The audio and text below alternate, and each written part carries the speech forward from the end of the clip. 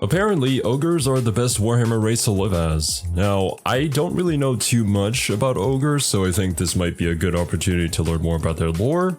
Of course, this is a video by Pancreas, so please make sure to go and support him. Link to the OG is always at the top of the description. And also thanks to the members on the Discord for suggesting I react to this video. With the release of Total Warhammer 3, I've been spending a lot of time playing as the races of the old fantasy world. With the release? Wait, when was this video? 2 years ago. Okay, well that makes sense. Seen what they believe in, what they cherish the most, and how they act on and off the battlefield as I absorb lore about these factions like a bulimic sponge. And in a conversation that I promise you will see how it's relevant, one of my friends asked me if I would rather be a Russian soldier during World War I or live in the world of Attack on Titan. Obviously the correct answer here is suicide by any means possible. I mean, both of those options are absolutely horrendous, but it got me thinking. If there was one faction in any of the Warhammer settings I had to live as, which one would it be? Which Warhammer faction would give me the most amount of happiness and satisfaction in life where I suddenly would become a member of them like the world's most self-insert? That is something that I've thought about, but also once I've thought about that, I figured, you know, Warhammer Fantasy, Warhammer 40k, no matter what it is, it's kind of bad. So like, if you were to go into a fictional series, probably don't get reborn into Warhammer. If you have to be reborn into a game, you should hope that it's a game that's like, what, Dead or Alive Beach Volleyball? I think that would be pretty nice.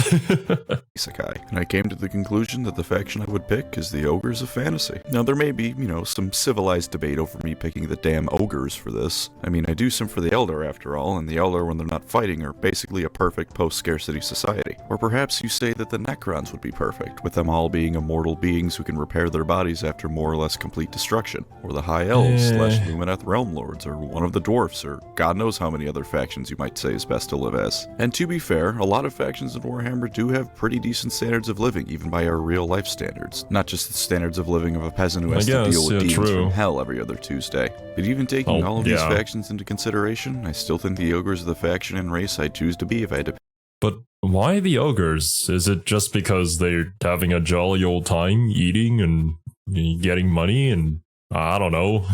I don't know anything about the Ogres. Pick one to live as in either Warhammer setting, 40k, Fantasy, or Age of Sigmar. Here's why. So the Ogres like food, right? That's literally their whole shtick as a race. They love nothing more than to eat mountains upon mountains of food. On top of that, they're incredibly strong, stupid, brutish semi-nomads living in the mountains of Morn, located in scenic middle of nowhere in the Warhammer world, surrounded by incredibly hostile wildlife. They spend all their time eating, killing things to eat, and making mercenary companies out of themselves so they can afford to buy more things to eat. Why on God's green earth would I say a race of gluttonous morons like the Ogres are the best race to be if you had to live in any of the settings? First, let's discuss strength. Do you know what's stronger than an ogre in terms of beings that the Ogres will regularly make contact with? Nothing.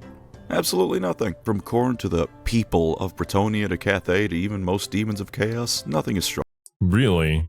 I guess in terms of like physical strength. And I think one of the qualities of the Ogres is that they can literally eat demons and actually kill them by eating them, rather than them just going back to chaos and whatnot. They actually just straight up die. And I think they were like created by the old ones as like a pretty much a beta test in order to create beings that could like fight against chaos, but chaos kind of broke through before they could finish them, so they ended up the way that they are. Once again, I don't know if that's correct. I forget where it was from, probably from a comment section. Stronger than an ogre. You might say that the average ogre isn't nearly as strong as a bloodthirster or one of the dragons the high elves can wield or any other number of elite units in the Warhammer settings, and you'd be right. But the thing is, how often are the ogres encountering those? How often does the ogre mercenary unit employed by the orcs wake up and find out that Scarbrand has wandered into the camp? Not very often. Usually an ogre will wake up, find the nearest Noblar, eat it whole, and then walk over to the cafeteria for breakfast proper. And it'll do something like, I don't know, hire himself out to a caravan of humans in exchange for a couple dozen pounds of meat. Or just eat the caravan, because it's easier to do that. Either works for the ogres. The point is that in terms of the average day-to-day life of one of these fat bastards, an ogre isn't going to be outmatched by anyone short of the bigger ogres in his tribe. So there's basically no chance of... I guess what Pancreas is getting at is the fact that they live just such simple lives, and it doesn't really matter to them. They just get to eat and sleep. Whereas everybody is just kind of like being tormented by chaos, having to fight wars, dealing with this weird rat infestation. But ogres just eat everything. experiencing things like the Empire does and waking up to find that chaos has torched your entire province and there's nothing you can do about it. An Imperial citizen will weep and desperately try to figure out what to do with themselves, assuming that survival is even possible for them. An ogre will just floor the chaos invaders and go back to whatever he was doing 5 minutes beforehand. As long as you aren't an ogre unlucky enough to find yourself in the same postcode as Gotrek and Felix, you're pretty much unchallenged in day-to-day life. And in terms of political power, well, it's solid enough. Sure, you'll never see an ogre arguing for the kingdom's trading rights with Ulthuan, but who gives a damn? Not the ogres. In terms of political power, they have absolutely everything they need. Most people the ogres come into contact with can be bullied into giving them pretty much whatever they want. Some governor in Araby can be pretty easily convinced to give an ogre tribe all the gold it needs when the other option is being devoured alive. Sure, there's no ogre emissary in Altdorf, but who gives a shit? There's no point in the ogres doing anything like that because it takes more brain power than they have to turn that kind of influence into burger meat, which nonetheless brings me to my next point. They're neighbors. Now, even with their immense power and girth, if they were next door to the strongest factions in the Warhammer world like Chaos or the Empire or one of the Elves, they still probably wouldn't be worth choosing to be the Warhammer race to live as. But those factions aren't their neighbors. Their neighbors are dwarfs who never leave their goddamn holes unless continent-wide destruction or greater is about to occur. The Skaven, who are basically free food as far as an ogre is concerned, and G'day, who send caravans of money and or food to the ogres through the mountains of Morn. Not intended for the ogres, sure, but that's where it ends up. Although, I mean, the Skaven would have weaponry, no? That can maybe deal with ogres. Like, maybe we're overestimating the ogre's strength a little bit here. Now, once again, this could be just me being ignorant of, like, exactly how strong ogres are, like the current power scaling that is going on. But those weapon teams, they do a lot, man. And maybe I could see, like, an ogre wrestling with a Hellpit Abomination, but, like, all the poison. Well, actually, I guess that depends if the poison even works on the ogres. Their non-civilized neighbors include Yetis, also known as food, Mournfangs, also known as cavalry and or food, and Stonehorns, really big cavalry and or really big food. No one around them is a threat. Yeah, that is true. I did learn about Stonehorns in a video I reacted to about the dwarf lore. Did not realize that there were Yetis, though. I don't think they really play a role in Warhammer 3. To their civilization or way of life. In fact, because they're often hired as mercenaries, their neighbors encourage their gluttonous ways of life. So as an ogre, not only would you never be conquered, you just end up being encouraged to help your neighbors with their issues in return for even more food. Your way of life is literally never in danger. Speaking of neighbors, if you're an ogre, you have an entire group of beings dedicated to making your life easier. Nobblars. Now, sometimes Nobblars are goblins that serve the ogres, sometimes they're something else entirely, just happen to look like goblins, sometimes they're a distinct subspecies of goblin and greenskin.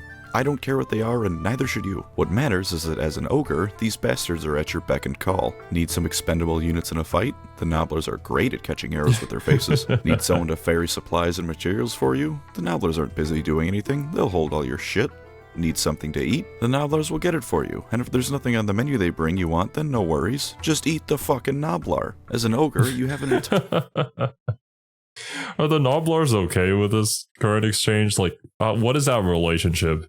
Is it actually like a master-servant kind of relationship, or is this like a more slave-like relationship? Are the Nobblars happy with their current predicament? I mean, are they even smart enough to understand that they're being oppressed in a way? Or maybe it just is what it is, man. I don't know. Don't know much about the Nobblars either. Entire race of beings dedicated to being your servant for all your menial tasks. If you don't want to do it, you probably don't have to do it. Now, assuming you are a functioning human being, concepts like an entire race devoted entirely to servitude might make you think troubling thoughts like rights inherent to all living beings and the like. You know who doesn't have those thoughts? Ogres. They don't have any philosophical thoughts like that. They're too stupid to even think up words like philosophical. Time spent saying all those syllables is time that could be better spent eating. An ogre will wake up, eat, shit, then eat again, maybe have sex, definitely eat, possibly fight something, definitely eat once more, then go back to sleep. This is the entirety of what the ogre thought process is devoted to. Just contemplating your place in the world, hope you get more food to shove down your greasy, fat throat? Nope, so why bother? I forget who this is. I think he's like a Greek philosopher. Was his name Diogenes? Well, whether that's his name or not, I'm pretty sure that's the guy I'm referring to. He kind of like lived life extremely simply by relinquishing all materialistic needs. And so he was just unconcerned with everything. I believe he practiced stoicism. Then again, this could also just be a random picture Pancreas brought. Although, considering Pancreas' background, I don't think so. Bother with it. Discussing what it means to truly be alive won't feed the tribe, so shut the hell up and go hunting. You're never gonna have a midlife crisis or a panic as you realize you're at a dead-end job or anything like that as an ogre, because they're not smart enough to have those things. But even beyond mundane stuff like that, the ogres are stupid enough that they can't comprehend that the world they live in is profoundly awful. Take the Elder back over in 40k. Yeah. They have to sit and think on the fact that not only does the galaxy they live in suck beyond measure, but a lot of that is due as a direct result of their species' actions. Or the Space Marines and their grim, miserable quest to fight back the undefeatable swarms of chaos, the Tyranids, Necrons, and more. They sure as shit aren't happy people. Or maybe the Dwarven Kingdoms to go back to fantasy, watching as their realms slowly fade away in an unending swarm of green football morons. All of these races can understand history, loss, and the overwhelming odds facing them at every moment of the day. But ogres can't understand that, right? They're too dumb to realize what they face. They see an unending horde of Norskins and think, me and the tribe will be eaten well tonight. They hear humans complaining about how chaos is once again raised and ruined their land. I love that voice, man. Me and the boys will be eating good tonight. Okay, I mean, if you're gonna put it like that, then it's more of an argument of like, ignorance is bliss, and that's kind of the only way you can find happiness within the Warhammer universe. Which makes a lot of sense, actually, thinking about the setting as a whole. Lands, and they just don't understand the problem. The only thing an ogre will be sad about is if he didn't get enough food that day because he isn't smart enough to factor anything else in. If you were an ogre, 99% of the time you'd be too stupid to be anything but content at the very least. And yet, ogres aren't completely dumb. They aren't like the other hunger-obsessed faction, the Tyranids, and they certainly aren't like orcs or Khornates, where your brain is so neglected and underused you may as well remove it, like an appendix or my pancreas. Ogres are smart enough to have a religion about things beyond beating the shit out of the guy next to you. Sure, it's a religion all about eating, which is like one step up, but it's still enough to provide them with spiritual contentment. An ogre eats and he feels closer to the maw. He murders something to eat later and he feels close to the maw. Ogres are intelligent enough to want to make pilgrimages to the great maw they worship, so clearly there's some kind of brains at work here. Even beyond that, ogres are on incredibly rare occasions able to mimic cultures of the races they often become mercenaries for. Sometimes, if an ogre spends enough of his time around dwarfs, he might decide that it is time for him to become a slayer and find glorious death in battle, eating everything he kills until that finally happens. Now, dwarfs are a proud people, not very fond of others looking down on them. In a metaphorical sense, they don't really have a choice in the matter in a literal sense. But even they find it fucking hilarious when an ogre decides that it's time to honor Grimnir with suicide by monster, and the ogre is able to find meaning. Oh, I mean, it's good that the dwarves are cultured enough to accept that. Or maybe not accept it, but they find humor in it. I guess that is a good point, though, because thinking of it from like a greenskin perspective, you only know Blonkin and Crumpin and War, right? But the ogres are a little slightly step above that, and they can actually like make deals and exchange gold for food and eat food.